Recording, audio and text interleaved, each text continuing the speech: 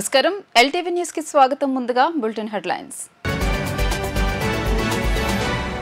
తిరుమల పవిత్రతకు పూర్వ వైభవం తీసుకొస్తామన్న ముఖ్యమంత్రి చంద్రబాబు తప్పు చేసిన ఏ ఒక్కరిని వదిలిపెట్టమని హెచ్చరిక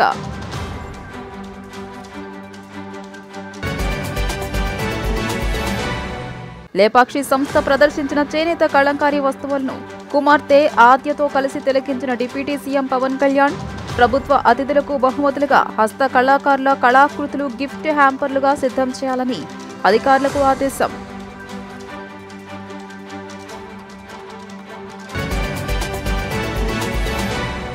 భారత పరిశ్రమల సమాఖ్య సదరన్ రీజనల్ కౌన్సిల్ సమావేశంలో పాల్గొన్న మంత్రి నారా లోకేష్ రానున్న 5 ఏళ్లలో 20 లక్షల మందికి ఉద్యోగాలు కల్పించే దిశగా చర్యలు చేపడుతున్నామని వెల్లడి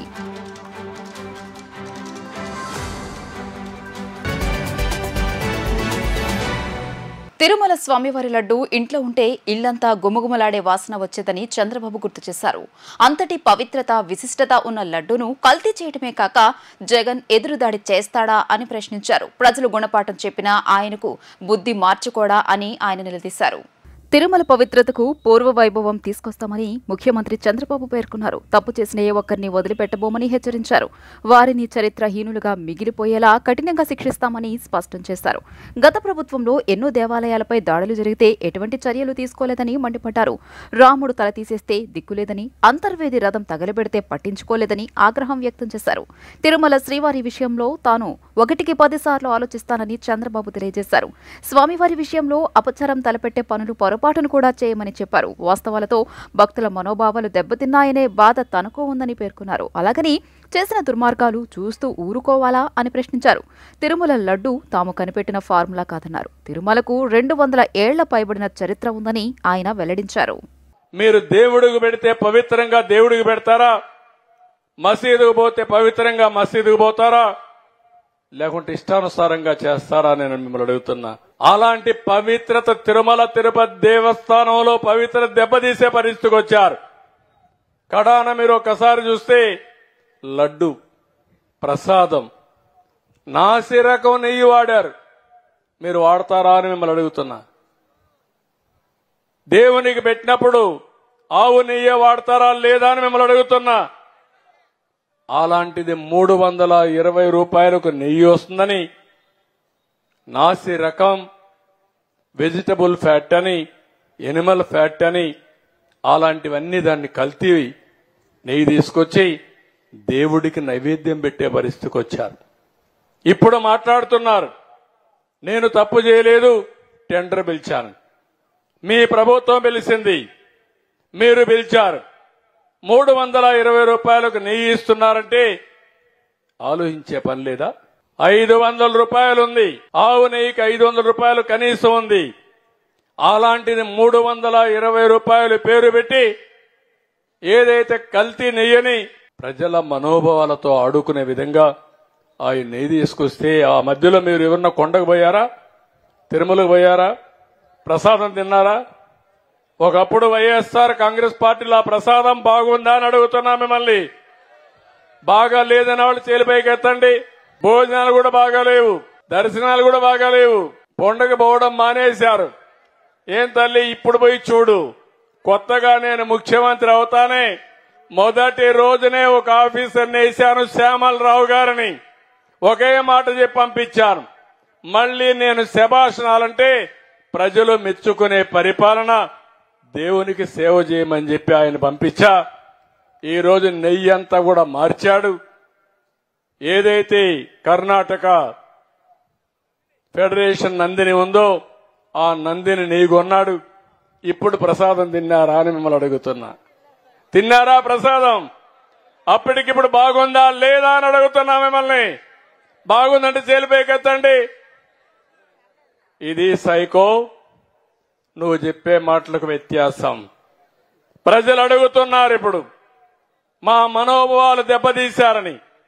మనోభావాలు దెబ్బతీసినప్పుడు నాసి రకం నెయ్యి తీసుకొచ్చి, కల్తీ నెయ్యి తీసుకొచ్చి ఇష్టానుసారంగా చేసి క్షమించడాన్ని నేరం చేస్తే వదిలిపెట్టాలని మిమ్మల్ని అడుగుతున్నా.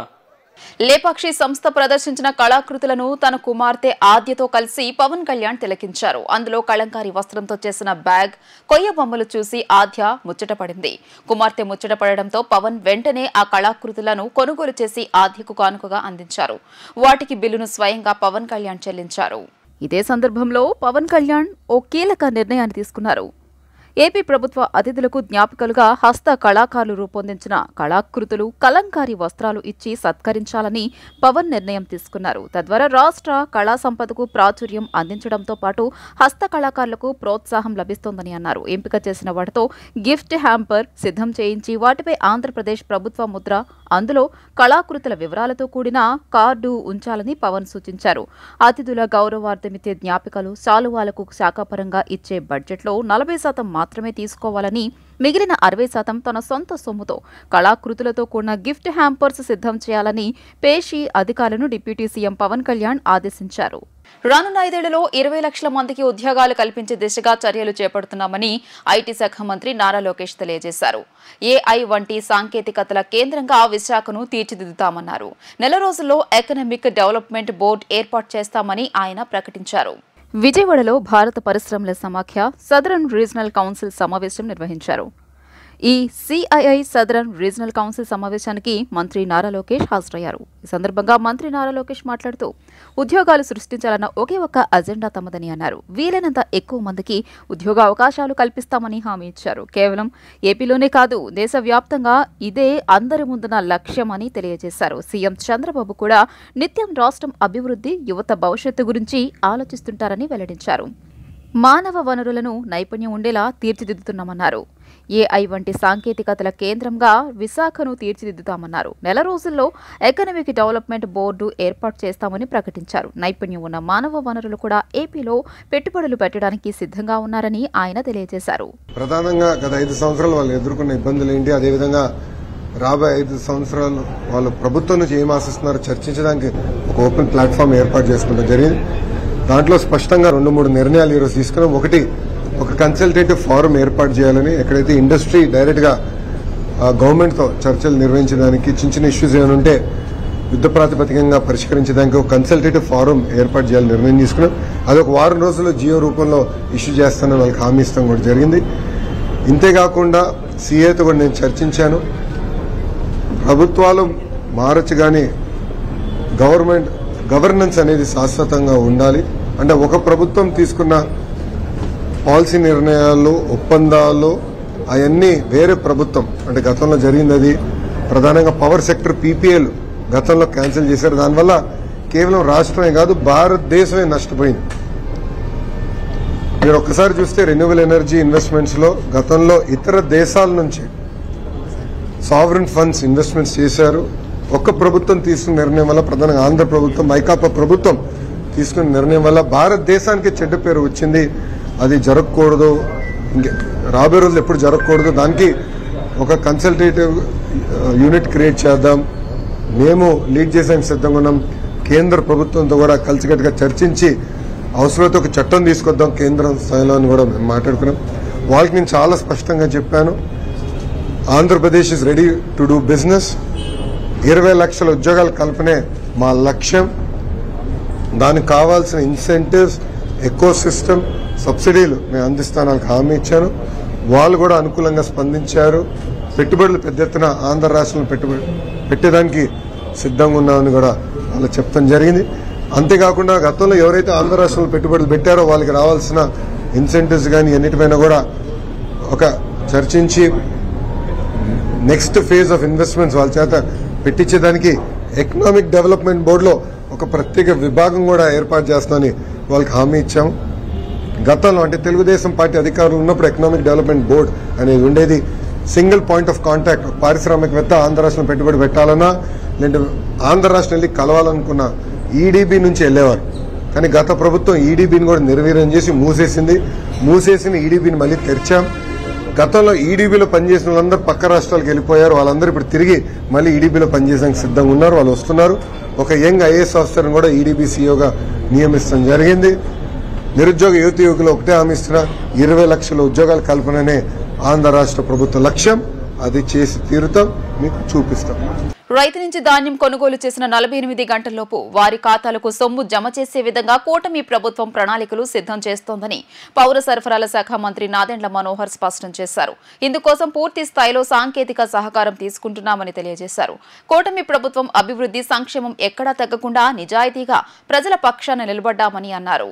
విజయవాడలో 10 జిల్లాలకు చెందిన జాయింట్ కలెక్టర్లు పౌర సరఫరాల శాఖ, మార్కెటింగ్, సహకార, వ్యవసాయ శాఖల అధికారులతో ఖరీఫ్ ధాన్యం కొనుగోలుకు అనుసరించాల్సిన విధి విధానాలపై వర్క్ షాప్ నిర్వహించారు. సమావేశం అనంతరం మంత్రి నాదెండ్ల మనోహర్ మీడియాతో మాట్లాడుతూ కూటమి ప్రభుత్వం ఏర్పడిన తర్వాత ప్రతి రైతును ఆదుకునే విధంగా, రైతు కష్టపడి పండించిన ప్రతి గింజకు భరోసా ఇచ్చే విధంగా అక్టోబర్ 1వ తేదీ నుంచి ధాన్యం కొనుగోలు ప్రక్రియ ప్రారంభించబోతున్నామన్నారు. అందుకు సన్నద్ధంగా 10 జిల్లాలకు చెందిన జాయింట్ కలెక్టర్లు, పౌర సరఫరాల శాఖ, మార్కెటింగ్, కోఆపరేటివ్ వ్యవసాయ శాఖల అధికారులతో వర్క్షాప్ ఏర్పాటు చేశామన్నారు.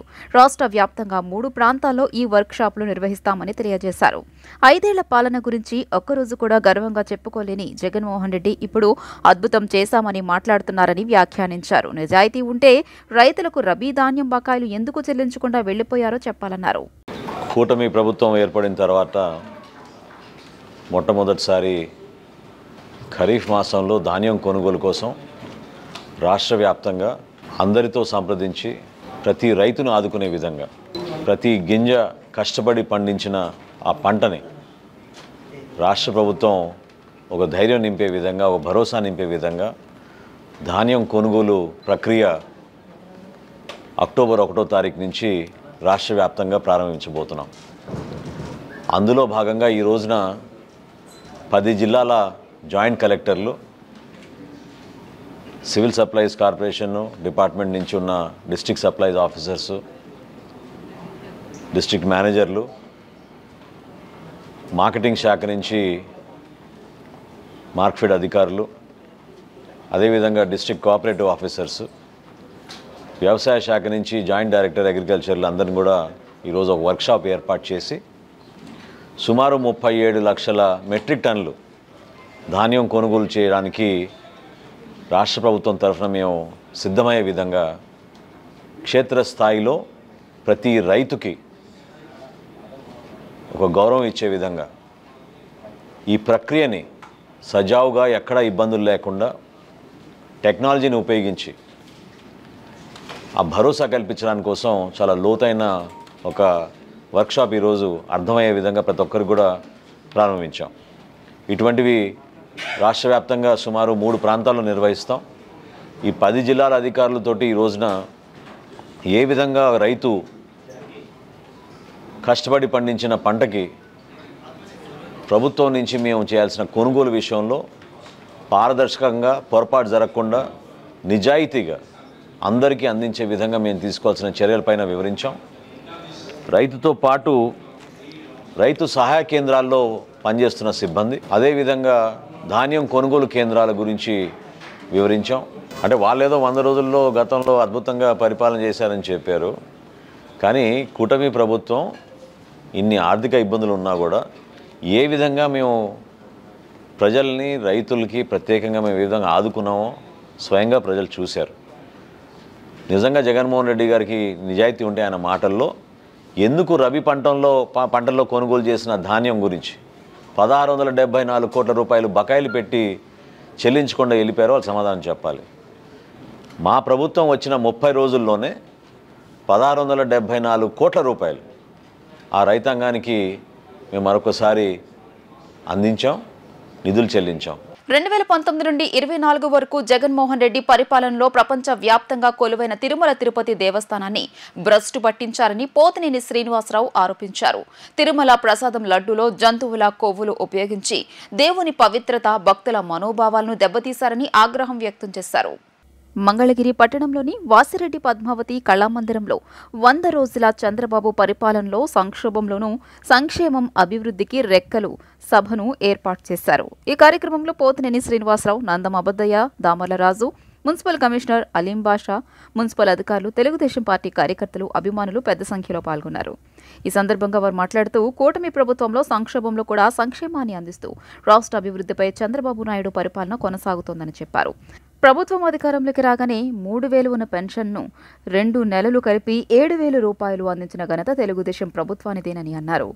16,345 మెగా డిఎస్సి పోస్టులను ప్రకటించిన ఘనత టీడీపీ ప్రభుత్వానిదేనని అన్నారు. గతంలో 2019లో చంద్రబాబు హయాంలో 2,35,000 మందికి ప్రభుత్వ ఉద్యోగాలు కల్పించారని స్పష్టం చేశారు. గత ప్రభుత్వంలో పంచాయతీ, మున్సిపాలిటీ 1,250 కోట్ల రూపాయల నిధులను దుర్వినియోగం చేస్తే కూటమి ప్రభుత్వం పంచాయతీలకు 125 కోట్ల రూపాయలు నిధులు కేటాయించిన ఘనత తెలుగుదేశం ప్రభుత్వానిదే అన్నారు. విద్యార్థులు సిబిఎస్ఈ పరీక్షలకు ఇబ్బంది పడుతున్నారని తెలుసుకున్న నారా లోకేష్ సమస్య పరిష్కరించడంతో తెలుగులో పరీక్ష రాసేందుకు 70,000 మంది విద్యార్థులు సిద్ధమయ్యారని తెలియజేశారు.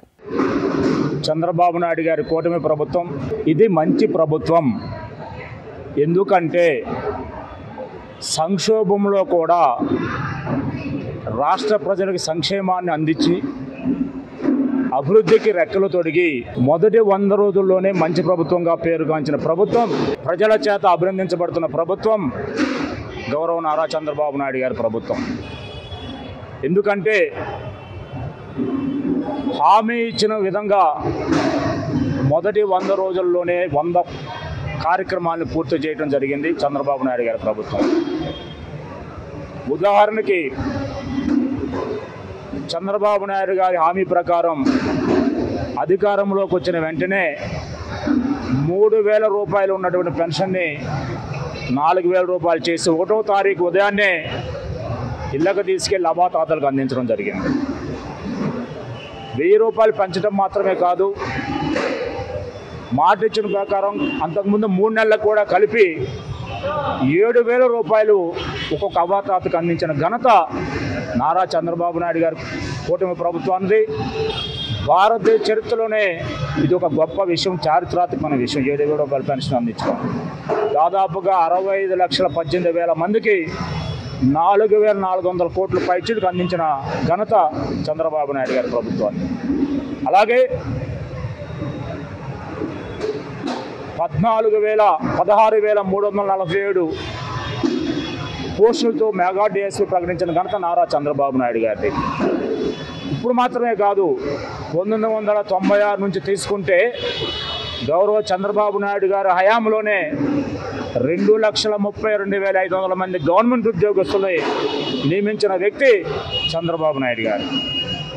అలాగే గత ప్రభుత్వం రైతులకి 1,650 కోట్ల రూపాయలు సుమారుగా ధాన్యం బకాయిలు పెడితే చంద్రబాబు నాయుడు గారు అధికారంలోకి వచ్చిన తర్వాత రైతులకు 1,650 కోట్ల రూపాయలు చెల్లించడం జరిగింది.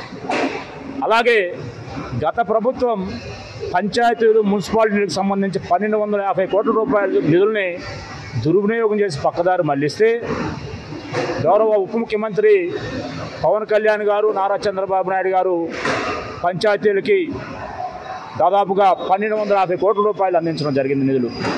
కూటమి ప్రభుత్వం ఏర్పడిన తర్వాత మాన్యశ్రీ గౌరవనీయులు నారా చంద్రబాబు నాయుడు గారి ముఖ్యమంత్రి పరిపాలనలో 100 రోజులు పూర్తి చేసినటువంటి సందర్భంగా ఇది మంచి ప్రభుత్వం అనే కార్యక్రమం, ఈ మంచి ప్రభుత్వం అనే బిరుదు కూడా ప్రజల నుంచి కూటమి ప్రభుత్వానికి ఇచ్చినటువంటి బిరుదు. ఇది మంచి ప్రభుత్వం.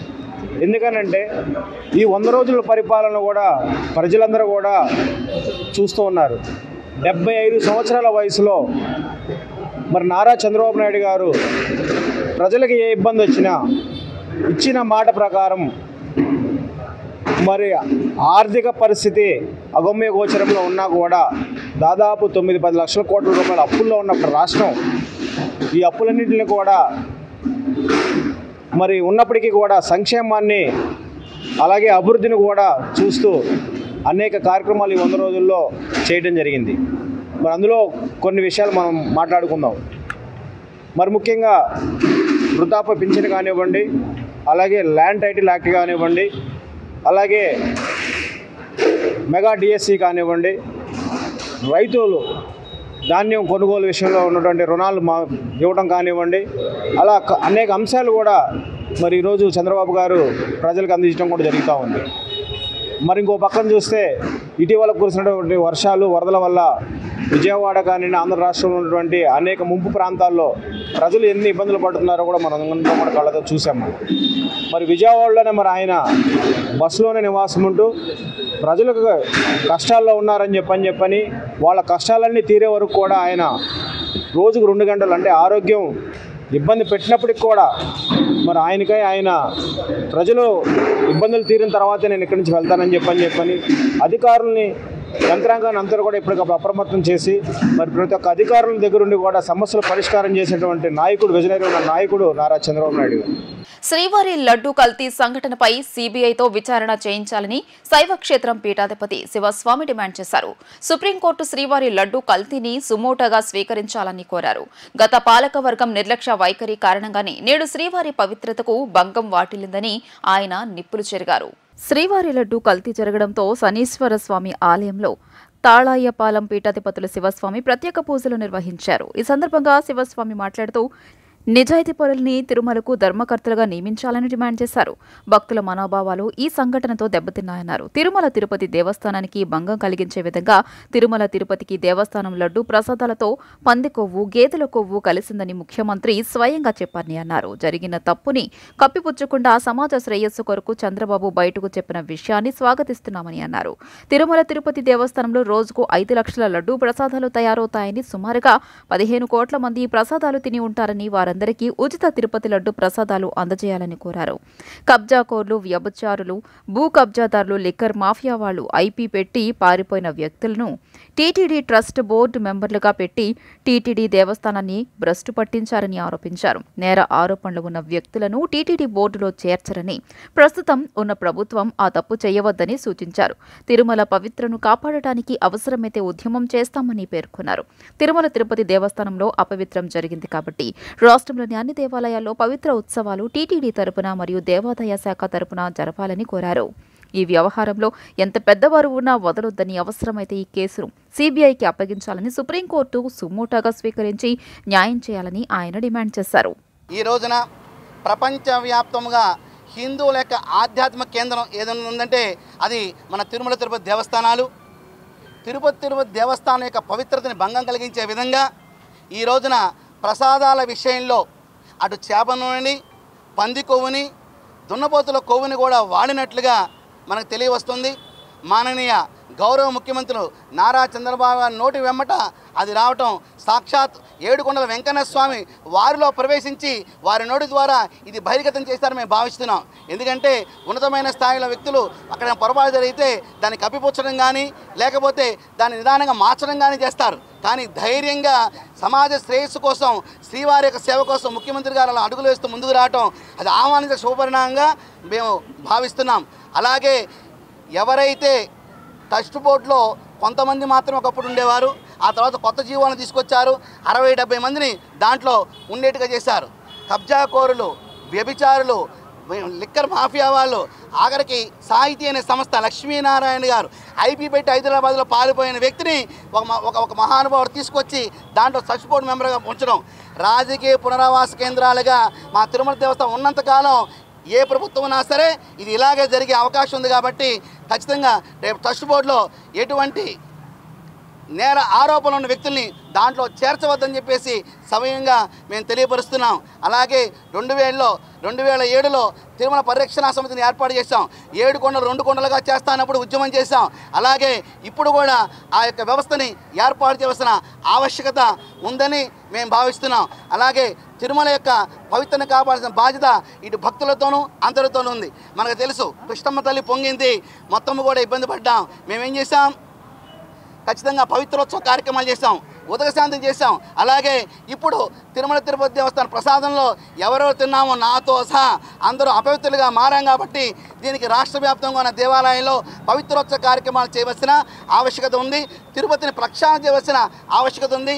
ఇప్పటికైనా సరే అటు ప్రభుత్వం పెద్దలు కానివ్వండి, అధికారులు కానివ్వండి, ఇటు భక్తులు కానివ్వండి, సమిష్టిగా ఒక వ్యవస్థను తీసుకుని భావబంధాలు లేని వ్యక్తులని అక్కడ కనుక ఉంచినట్లయితే కనుక తిరుమల పవిత్రత కాపాడుకోబడుతుందని, అలాగే ఈ యొక్క కేసులో ఎంత పెద్దవారు ఉన్నా సరే ఇమీడియట్గా వారిని అరెస్ట్ చేయాలి.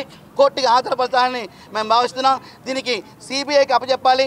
సుప్రీంకోర్టు కూడా దీన్ని సుమోటోగా తీసుకుని ప్రజలకి, ఈ భారతదేశంలో ఉన్న ప్రజలకి, ప్రపంచవ్యాప్తంగా ఉన్న హిందువులకి ఒక ధైర్యాన్ని, ఒక భద్రతను, ఒక భరోసాని ఇచ్చే వ్యవస్థలో న్యాయ వ్యవస్థ పనిచేయాలి, పోలీస్ డిపార్ట్మెంట్ పనిచేయాలి, ప్రభుత్వ యంత్రాంగం పనిచేయాలని చెప్పేసి మేము భావిస్తున్నామండి.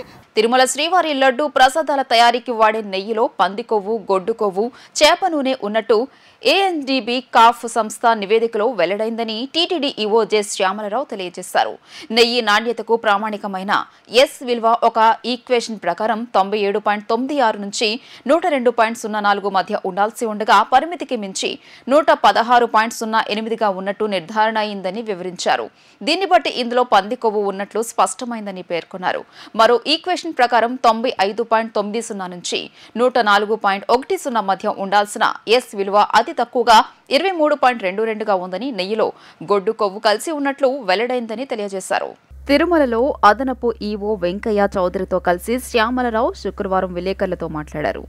సమావేశంలో ఆయన మాట్లాడుతూ దేశంలోనే అత్యంత ప్రఖ్యాత సంస్థ గుజరాత్లోని నేషనల్ డైరీ డెవలప్మెంట్ బోర్డు కాఫ్ centre for analysis and learning in livestock and ఫుడ్కు నెయ్యి నమూనాలు పంపించి పరీక్షలు చేయించామని తెలియజేశారు. మొత్తంగా నెయ్యి స్వచ్ఛతకు సంబంధించి ఎస్ విలువ 95.68 నుంచి 104.32 మధ్య ఉండాలి. ఇదిలా ఉండగా చాలా తక్కువగా 20.32 ఉన్నట్లు పరీక్షలో తేలిందని చెప్పారు.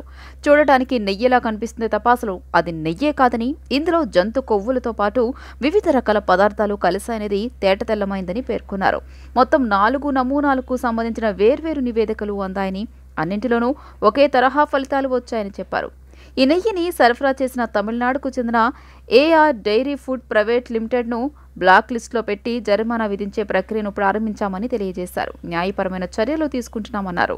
అన్వయబుల్ రేట్స్, ఇప్పుడు గీ సప్లై చేయాలంటే, ప్యూర్ గీ కౌ గీ సప్లై చేయాలంటే దానికి ఒక వైబుల్ రేట్ ఉంటుంది. ఎవరు కూడా ఫ్రీగా సప్లై చేయరు. సప్లయర్స్ ఎవరు, వాళ్ళకి బిజినెస్.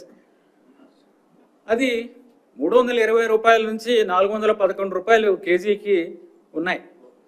అంత తక్కువ రేటులో ఎలా సప్లై చేస్తారు అనేది చూస్తే, ఎవరు కూడా ఆ రేటు చూస్తేనే మనకి ఇది ప్యూర్ గీ సప్లై చేయడం వీళ్ళు కాదు అనేది ఎక్స్పర్ట్స్ కూడా చెప్తున్నారు. నార్మల్ పర్సన్స్ కూడా చెప్తారు. మనం కూడా బయట కొన్నప్పుడు, మంచి గీ కొన్నప్పుడు ఎంతకు వస్తుందని మనకు కూడా తెలుసు. బయట ఎంత రేటుకి మనము ఎంత రేటు పెట్టాల్సి వస్తుంది క్వాలిటీకి కొనుక్కోవాలంటే మనకు కూడా తెలుసు. అలాంటిది అంత తక్కువ రేటుకి కొనడం వలన అక్కడే మొదటనే మనకి దెబ్బ.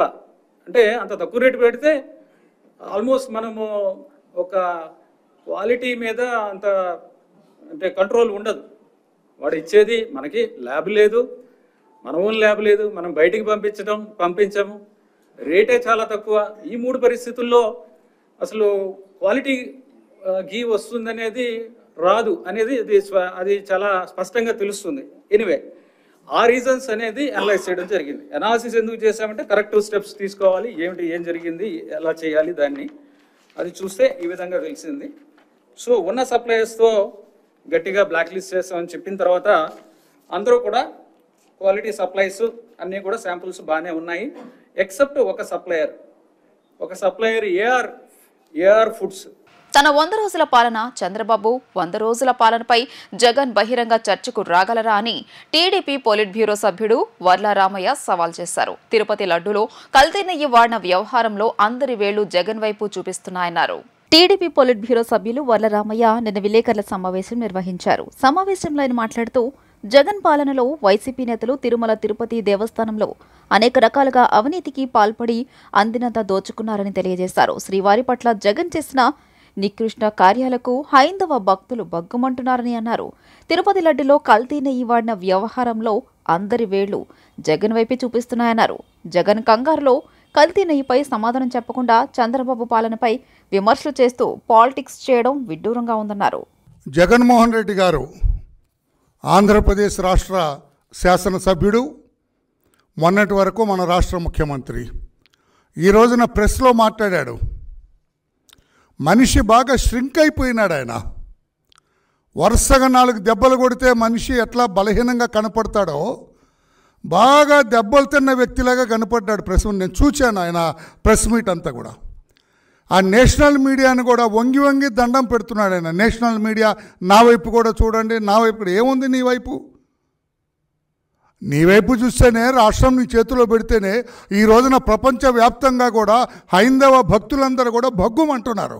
నువ్వు సరఫరా చేసిన నెయ్యి ఈ రోజున ప్రపంచవ్యాప్తంగా కూడా హైందవ భక్తులందరి గుండెల్లో మంట రేపింది. అది దాని నుండి తప్పించుకోవటానికి ఈ రోజున చంద్రబాబు గారి మీద ఎదురుదాడి చేస్తావా? ఆయన 100 రోజుల పరిపాలన మీద ఎదురుదాడి చేస్తావా మిస్టర్ జగన్? దొంగే దొంగని అరిచినట్లుగా ఉంది తప్పితే నువ్వేదైనా ఎక్స్ప్లెనేషన్ ఇచ్చినట్లుగా ఉందా? టీటీడీ మీద నీ 5 ఏళ్ల పాలనలో ఎంత దౌర్జన్యం జరిగింది. మీరు చేస్తారా? మీ ఇంట్లో వాళ్ళు చేస్తారా? మీ బిడ్డలు చేస్తారా? నేను చెప్పలేను. I have no sufficient evidence with me. But క్రైస్తవ ప్రార్థనలు జరుగుతాయి ఆ ఇంట్లో అని చెప్పారు. కాదు అని గుండె మీద చేసుకొని చెప్పగలరా? అందుకే you took everything lightly there. As a TTD చైర్పర్సన్గా మీరు స్వామివారి దేవస్థాన కార్యక్రమాలన్నింటిని కూడా లైట్గా తీసుకున్నారు.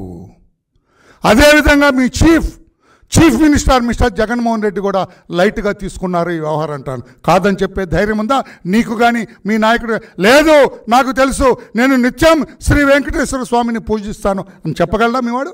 ఆరెవరా ఆ పనికి మాలిన స్వామిని తీసుకెళ్ళి 2 మునకలు పిలిచి ఇంత బొట్టు పెట్టుకుంటే హైందవుడు అవనండి? హూ ఎవర్ ప్రాక్టీసెస్ హిందూయిజం అతను హైందవుడు అవుతాడు, హిందూ అవుతాడు. ఇది నకిలీ హైందవుడి కింద వస్తాడు.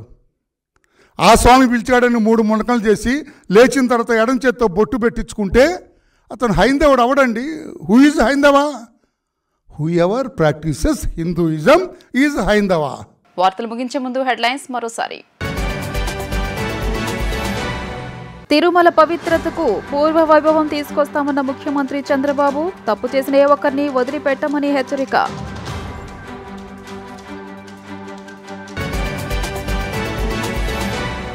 లేపాక్షి సంస్థ ప్రదర్శించిన చేనేత కళంకారీ వస్తువులను కుమార్తె ఆద్యతో కలిసి తిలకించిన డిప్యూటీ సీఎం పవన్ కళ్యాణ్. ప్రభుత్వ అతిథులకు బహుమతులుగా హస్త కళాకారుల కళాకృతులు గిఫ్ట్ హ్యాంపర్లుగా సిద్ధం చేయాలని అధికారులకు ఆదేశం.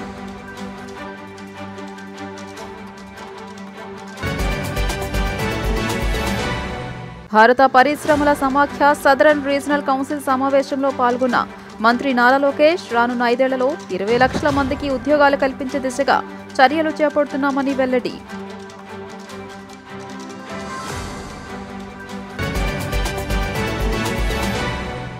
ఈ వార్తలు ఇంతటితో సమాప్తం. నమస్కారం.